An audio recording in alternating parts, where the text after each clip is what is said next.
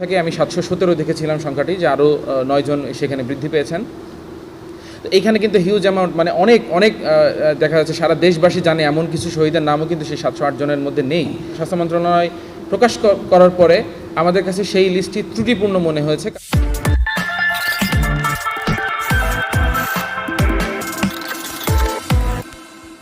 স্বাস্থ্য মন্ত্রণালয় যে কাজটি করেছে এখানে, A2I গভর্নমেন্টের একটি আপনারা জানেন অঙ্গ, অ্যাক্সেস টু ইনফরমেশন, তারা হচ্ছে একটি তালিকা যেটি MIS এর সঙ্গে মিলে করেছিল, সেটি আসলে জেলা ওয়াইজ ভাগ করে প্রত্যেকটি জেলায় আসলে যে ডিসি মহোদয়কে প্রধান করে যে একটি আপনারা জানেন আহ্বায়ক করে একটি কমিটি করা হয়েছে, যেখানে আমাদের প্রত্যেকটি জেলায় আমাদেরও 2 জন করে প্রতিনিধি, ছাত্র প্রতিনিধি আছেন এই কমিটিতে।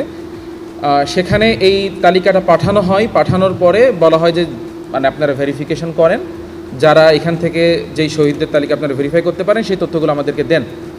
তো সেই তালিকা থেকে যে তথ্যগুলো আসলে ভেরিফাই করা গিয়েছিল সেই তালিকায় কিন্তু 708 জনের, সেটিও কিন্তু আপডেট চলমান। গতকালকে যদি আমি ভুল না করে থাকি আমি 717 দেখেছিলাম সংখ্যাটি, যে আরও 9 জন সেখানে বৃদ্ধি পেয়েছেন। তো এইখানে কিন্তু হিউজ অ্যামাউন্ট, মানে অনেক অনেক দেখা যাচ্ছে সারা দেশবাসী জানে এমন কিছু শহীদের নামও কিন্তু সেই 708 জনের মধ্যে নেই। এর কারণ হচ্ছে আসলে স্বাস্থ্য মন্ত্রণালয় যেটি হচ্ছে ক্যাবিনেট ডিভিশনে পাঠিয়েছিল, ক্যাবিনেট ডিভিশন মাত্র তাদেরকে 1 দিন সময় দিয়েছিল, অর্থাৎ যেদিন মিটিং সেদিনই হচ্ছে মানে কমিটি গঠন করে সেদিন দুপুরের মধ্যেই হচ্ছে আপনাকে ভেরিফাইড লিস্টটা পাঠাইতে হবে। সো এত কম সময়ের মধ্যে আসলে জিনিসটা সম্ভব না। এবং তাছাড়া আমরা দেখেছি এই লিস্টটাও যখন আমরা স্বাস্থ্য মন্ত্রণালয় প্রকাশ করার পরে আমাদের কাছে সেই লিস্টটি ত্রুটিপূর্ণ মনে হয়েছে, কারণ আমরা দেখেছি যে এমন কিছু তথ্য মানে এখানে ত্রুটি আছে, যেমন একজন শহীদের বাবার নাম ভুল আছে, সেই ভুলটা তারা সংশোধন করতে পারেননি। তো এটাই তো আসলে যাচাই বাছাইয়ের কাজ, যে দেখা যাচ্ছে হসপিটালে একজন শহীদ যখন আহত অবস্থায় নিয়ে গেছেন বা হয়তো তিনি ব্রড ডেড, তো হসপিটালে রেজিস্টার করার সময় কিন্তু বাবার নাম হিসাবে যে নিয়ে গেছেন সেই কিন্তু নামটা দিয়ে দিয়েছেন, এমন হয়েছে। সে কিন্তু জানেন না এই মানুষটার বাবার নাম কে। ফলে এই যে তথ্যগুলো যাচাই বাছাইয়ের যে কাজটি ছিল সেটি আসলে সময় স্বল্পতার কারণে হোক বা যে কারণেই হোক পরিপূর্ণ হয়নি।